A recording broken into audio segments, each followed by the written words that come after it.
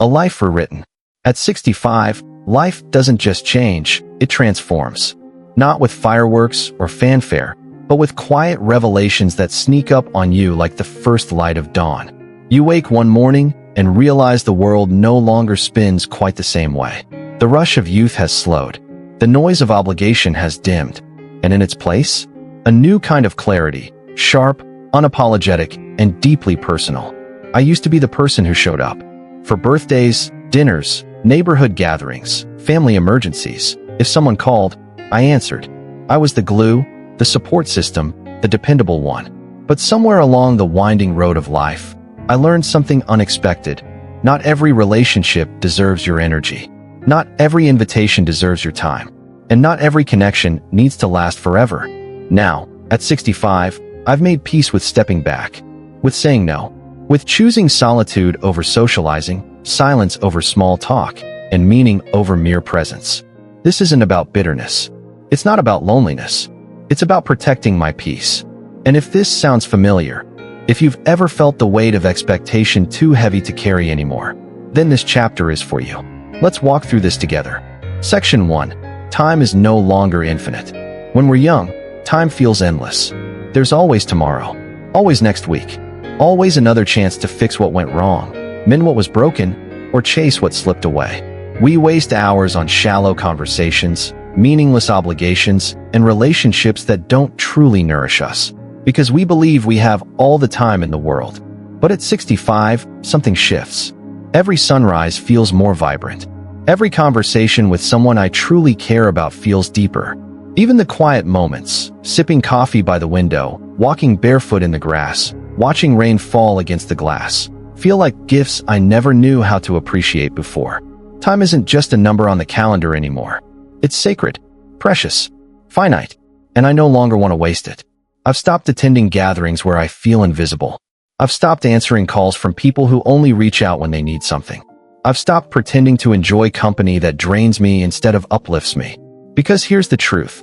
Time spent on things that don't matter is time stolen from the things that do.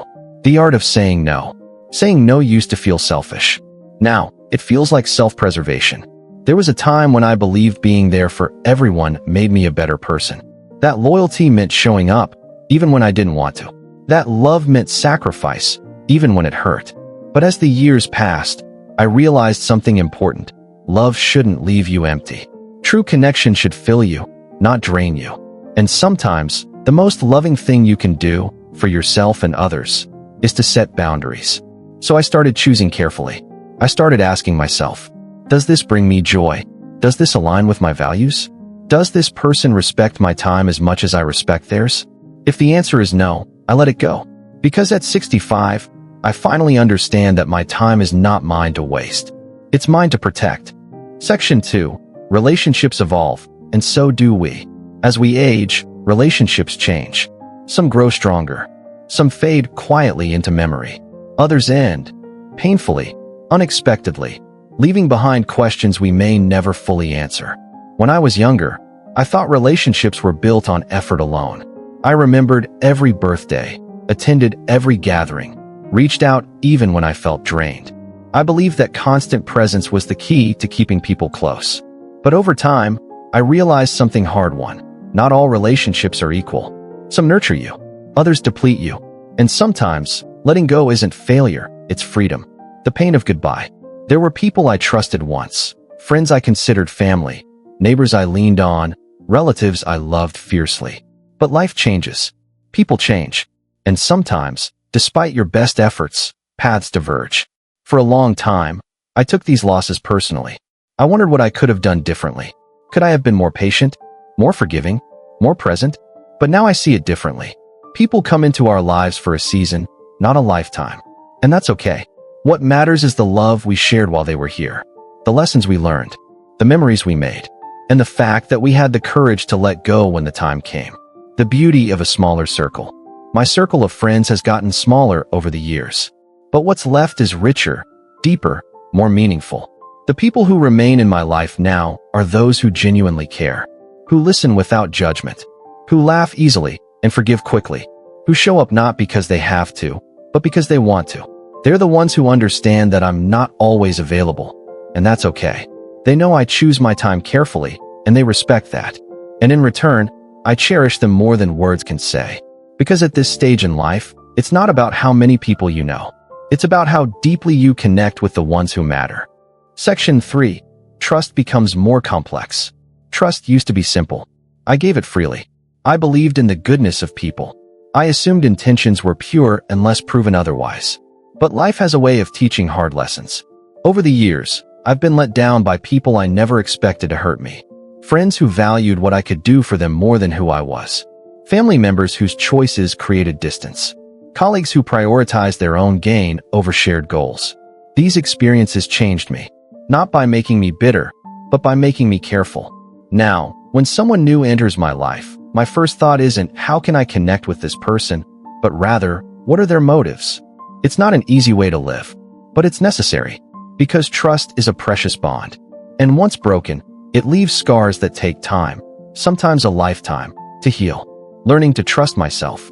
One of the most important lessons I've learned is that trust isn't just about others. It's about trusting myself, learning to listen to my instincts, knowing when something doesn't feel right, and acting on it.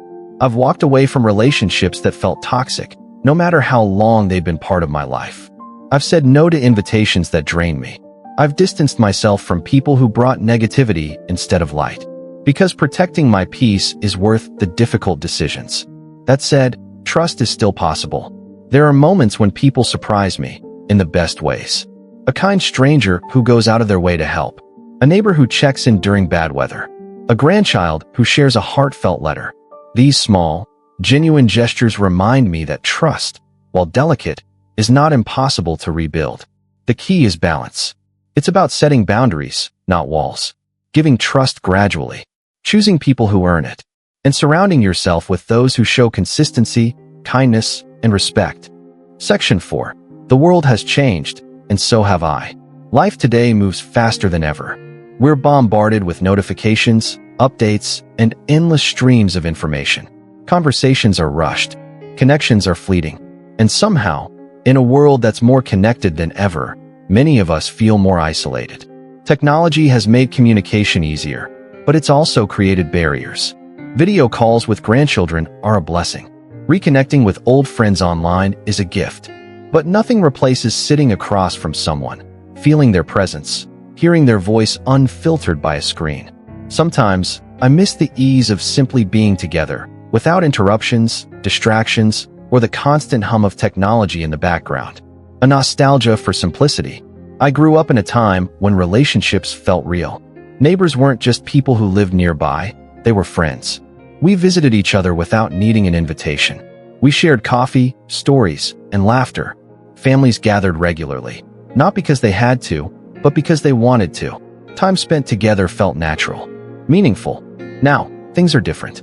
People are busy chasing success, managing endless to-do lists, and keeping up with the fast pace of modern life. Conversations that once felt deep and heartfelt are now brief and rushed, squeezed between notifications and distractions. Even family time feels strained, limited by physical distance, complicated by competing demands. Technology plays a role in this shift. While it connects us in many ways, it also creates a sense of disconnection. We have more ways to stay in touch, yet fewer moments of true connection. This isn't about resisting progress. Every era has its challenges. Every generation adapts. But at 65, I find myself valuing simplicity more than ever. I choose to step away from the noise, to focus on what truly matters. Heartfelt conversations, meaningful relationships, and the quiet joy of shared moments. Because in a fast-moving world, seeking simplicity isn't about giving up. It's about holding on to what feels authentic and real. Section 5. Solitude isn't loneliness, it's freedom. There's a difference between loneliness and solitude. Loneliness is an ache, a feeling of emptiness that comes from longing for connection. Solitude, however, is a choice, a space for peace, reflection, and renewal. And at 65, I've come to embrace it. In solitude, I find clarity. In silence, I hear my thoughts. In stillness, I reconnect with myself. There's beauty in simple, quiet moments, like sitting on the porch with a warm cup of tea, listening to the wind rustle through the trees, or watching the sun sink slowly below the horizon. These moments don't just pass the time, they enrich it. They remind me of the small joys life has to offer. They teach me gratitude. They give me space to reflect on the past, not with regret, but with appreciation. Because solitude has helped me appreciate my relationships even more. When I spend time with loved ones, I'm present, fully engaged, savoring every second. And when I'm alone, I'm not lonely, I'm at peace. Because solitude isn't isolation, it's intention. And in those quiet moments, I've discovered a deeper sense of fulfillment than I ever thought possible. Section 6. Why I avoid people now. Avoiding people isn't about bitterness. It's about protection. Over the years, I've learned that not every connection is worth maintaining. Not every social obligation deserves my time or energy. This realization didn't come easily, but it has been one of the most important lessons of my life. For much of my younger years, I believed in always being available. I wanted to be the reliable friend, the helpful neighbor, the supportive family member. And while that brought me joy for a time, it also left me drained. I gave too much of myself to relationships that weren't mutual. I ignored red flags. I stayed in situations that chipped away at my happiness, thinking loyalty meant staying, no matter the cost. But now I see things differently. Avoiding certain people isn't selfish. It's self-preservation. I've traded the noise of constant social interactions for the quiet joy of meaningful solitude. Instead of stretching myself thin, trying to please everyone, I focus on a smaller, deeper circle of relationships, connections that bring light and fulfillment to my life. And the people who remain in my life are there because they genuinely care, not because they expect something from me.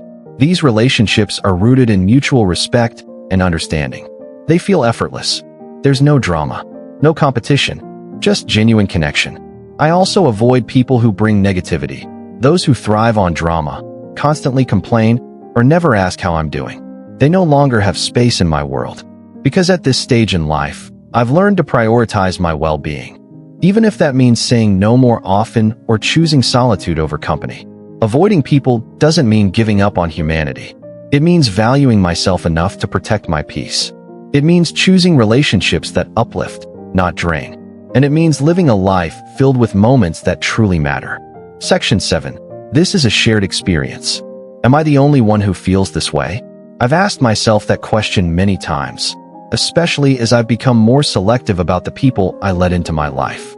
But the more I talk to others around my age, the more I realize this isn't just my story. It's a shared experience. Life has a way of teaching us hard, but valuable, lessons about relationships, priorities, and self-worth. Decades ago, I tried to meet everyone's expectations. I wanted to be everything to everyone. But at some point, I realized the cost. I was pouring so much into others that I had little left for myself. Many people in their 60s, 70s, and beyond are making the same choices. We're stepping back. We're letting go. We're choosing quality over quantity. And in doing so, we're finding peace. Because this shift isn't about pushing people away. It's about protecting our energy, prioritizing our well-being, focusing on what truly brings us joy. And if you've noticed yourself pulling back from relationships that no longer serve you, know this. You're not alone. You're growing, evolving, learning to value your time and energy. And that's not something to be ashamed of. It's something to celebrate. Section 8. Embracing this chapter of life. Life isn't about endings. It's about beginnings. Every chapter brings its own lessons, challenges, and joys. At 65, I found that this stage of life is less about proving myself to others and more about embracing who I've become. It's about letting go of what no longer serves me and focusing on what truly matters. There's a certain freedom that comes with this realization. When we're young, we live with urgency, always rushing to achieve, to do more, to meet expectations. But as time goes on, we begin to understand that the present is what truly matters. This chapter is about simplicity, about finding joy in the little things, watching sunlight stream through the window, sharing laughter with loved ones, enjoying the quiet comfort of a favorite chair. These moments may seem small, but they hold a depth that's hard to describe. They remind us that life's treasures are often found in its simplest pleasures. This chapter is also about reflection. Looking back, I see my life as a tapestry of experiences, some beautiful, some painful, all meaningful. Every triumph, every mistake, every heartbreak has shaped me into the person I am today. Reflection allows me to honor those experiences without clinging to them. It's not about living in the past. It's about appreciating the lessons it has given me. But this chapter isn't just about looking back. It's also about looking forward. There's a quiet excitement in knowing that there's still time to create, to learn, to grow. Whether it's trying a new hobby, nurturing a garden, or simply taking the time to appreciate the present. This stage of life offers its own unique possibilities. And perhaps most importantly, this chapter is about freedom. The freedom to say no to things that drain us. The freedom to say yes to what brings us peace. The freedom to live authentically, without fear of judgment or pressure to meet others' expectations. Because at 65, I've learned that simply being is enough. Closing thoughts, protecting my peace. Avoiding people at this stage of life isn't about shutting the world out. It's about protecting the peace I've worked so hard to find. Life at 65 is a chance to focus on what truly matters. Meaningful relationships, moments of joy, and a sense of inner calm. It's not about bitterness or regret. It's about living intentionally, letting go of toxic connections, releasing unnecessary obligations, stepping away from the pressure to meet others' expectations. Instead, embracing simplicity, authenticity, gratitude. The journey has been filled with lessons, some painful, but all valuable, leading to a place of clarity and fulfillment. And if you've been feeling the same way, remember this. It's okay to choose peace over chaos. It's okay to prioritize yourself. Because life's true richness comes not from the quantity of your commitments, but from the quality of your days. Let this be the chapter where you live boldly, where you love deeply, where you savor every moment. Embracing this chapter, a new beginning. At 65, I've come to realize that this stage of life isn't about endings, it's about beginnings. It's not a time to retreat into the shadows of memory or withdraw from the world out of habit or fear. No, this is a chapter where I finally feel free to be myself, to choose what matters, let go of what doesn't, and live with intention and purpose. For most of my life, I believed happiness came from doing more, working harder, showing up more often, pleasing more people. But as the years passed, I began to see things differently. I stopped chasing validation. I stopped trying to fit into roles that no longer felt authentic. And most importantly, I started listening to myself. Now, at 65, I understand that true fulfillment comes not from how much you do, but from how deeply you live. This chapter is about simplicity, about finding joy in the quiet moments, like watching sunlight spill across the kitchen floor, sipping coffee on the porch, or sharing laughter with someone who truly sees me. It's about learning to say no without guilt and yes, only to what nourishes my soul. I no longer measure my worth by how many people I please or how many invitations I accept. Instead, I measure it by how present I am when I'm with the people I love, by how peaceful I feel when I'm alone, by how grateful I am for every breath, every sunrise, every conversation that feels real. Age has taught me something powerful. The best way to honor life is to live it fully, not perfectly, but intentionally. So, I invite you, if you're walking this path too, to stop seeing age as a reason to slow down and start seeing it as an opportunity to shine in your own way. Let this be the chapter where you protect your peace, where you choose connection over obligation, where you embrace stillness instead of rushing through it. Because the truth is, it doesn't matter how many years you live, it matters how deeply you experience each one. And if you're lucky enough to reach 65, don't waste a single day pretending to be anything less than who you are.